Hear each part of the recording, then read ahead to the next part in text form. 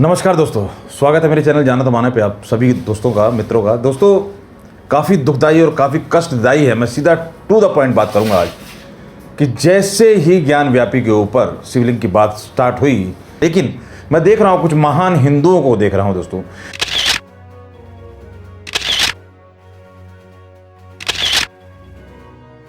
महान हिंदू, जी हाँ, वो टुच्चा जरूर उनके आगे लगाना जरूरी है। वो टुच्चे महान हिंदू जो अब किस तरीके से, मैं आपको दिखा रहा हूँ, पिक्चर देखिए, स्नैपशॉट के सारे, इनके वाणी, इनके बात, इनके विचार और इनकी नीचता को आप समझने की कोशिश कीजिए। वैसे इनको सोशल मीडिया के ऊपर, दोस्तों इनको जवाब भी करारा मिल रहा है हाथों हाथ।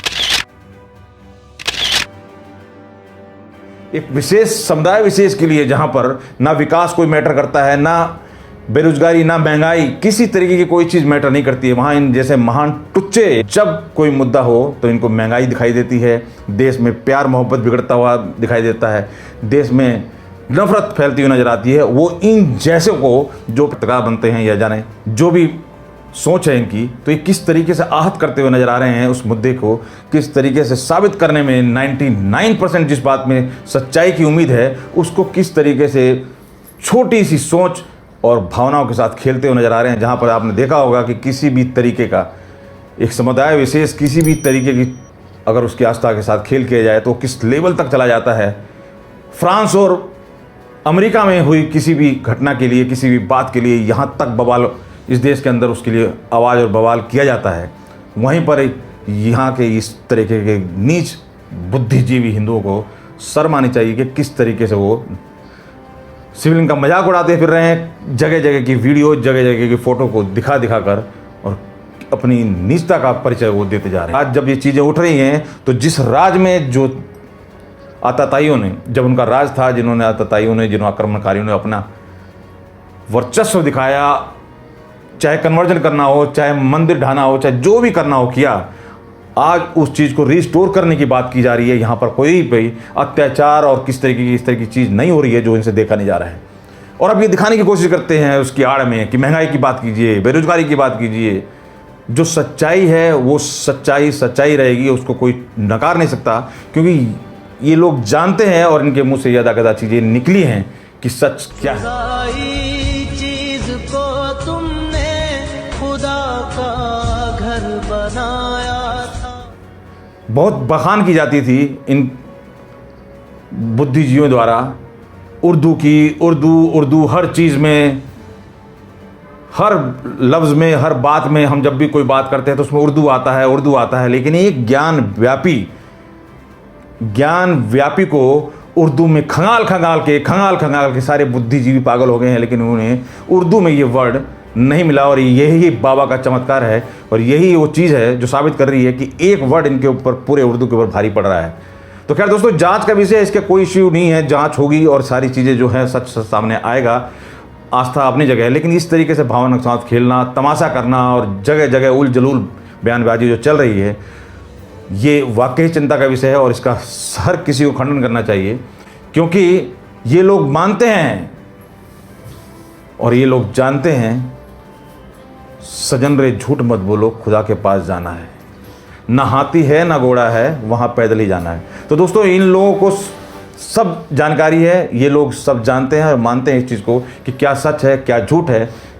इतिहास किसी से छुपा नहीं है, भले ही छुपाने और दबाने की कोशिश की गई हो, लेकिन जो ये नीच किस्म के, ये टुच्चे किस्म के हिंदू हैं, जो जगह जगह पे बात पे, कईयों की तो एज बहुत कम है, कईयों की तो नॉलेज भी कुछ भी नहीं है, लेकिन बड़े बोल, उल जलूल बातें, आज का प्रोपेगेंडा पता है कि सीधी बात 4 लोग नहीं सुनना चाहते हैं, उल्टी टेढ़ी बात 1000 लोग सुनेंगे और वायरल होगी चीज़ें।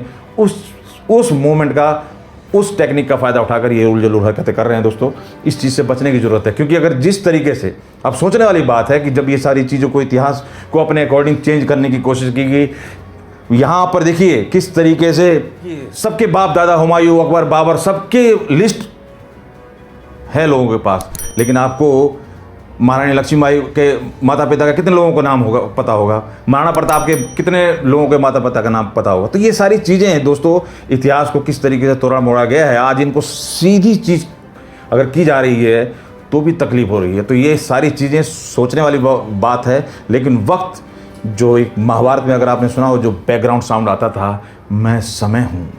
तो समय बड़ा बलवान है दोस्तों, समय ही सब कराता है। समय ने जो आतताइयों को मौका दिया, आज वही समय है जो लाकर खड़ा कर रहा है यहाँ पर।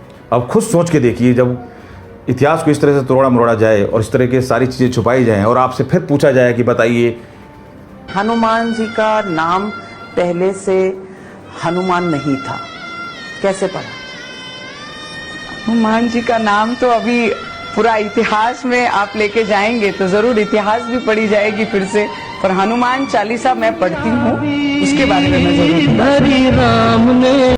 हनुमान जी का नाम हनुमान जी क्यों था, तो राम जी की चौपाई पढ़िए। ये सारी चीज़ें जब आपसे पूछी जाएंगी तो ये समझने की कोशिश कीजिए स्ट्रेटजी और इनका तिकड़म को, कि ये लोग चाहते क्या हैं। पहले इतिहास को अपने हिसाब से तोड़ते मरोड़ते हैं, फिर उसके बाद आपसे पूछते हैं कि आप जिसकी पैरवी कर रहे हैं, आप जिसकी सपोर्ट में खड़े हैं, आप कितना जानते हैं। तो इनके पैतरों को समझने की जरूरत है दोस्तों। तो विकास इनका मकसद नहीं है, मकसद कुछ और है, ये समझने वाली बात है दोस्तों। क्योंकि आम आदमी समझता है कि देश का विकास सरकार कर सकती है और नेता जो हैं वो सिर्फ पहले अपना विकास करते हैं। ये बहुत समय के बाद इस तरह की सरकार है जो आज इतिहास को उसको रिस्टोर करने की कोशिश कर रही है, और वो जो चीज़ें जो सच है वो सच आज नहीं तो कल, नहीं तो परसों होंगी ही होंगी। विकास, फिर वही बात, विकास तो सब कर रहे हैं, 70 साल से कर रहे हैं, और 70 करोड़ ही भूखे नंगे पैदा हो गए देश में, फिर भी विकास हो रहा है ना। तो विकास तो होता रहेगा। मुझे नहीं चाहिए कि मेरे बच्चे बहनचोद प्लेन पे से गिरे, मुझे नहीं चाहिए, आपको चाहिए। बड़ी बात है आपके अंदर। फिर वही बात, जब वही नहीं रहेगी तो आप क्या करोगे? आप पे मर्सिडीज हो या पैदल हो, सुरक्षा ही नहीं होगी तो आप करोगे। तो ये सारे प्रयास को इन लोगों का नकारना, कभी दलित की बात करना, कभी गरीबी, कभी महंगाई, कभी सारी उलझुल बातें करके सिर्फ और सिर्फ अपने एजेंडे को आगे बढ़ाना है। आप अगर सहमत है मेरी इस राय से तो वीडियो को लाइक शेयर करें। मिलते हैं फिर किसी नए टॉपिक पे। धन्यवाद।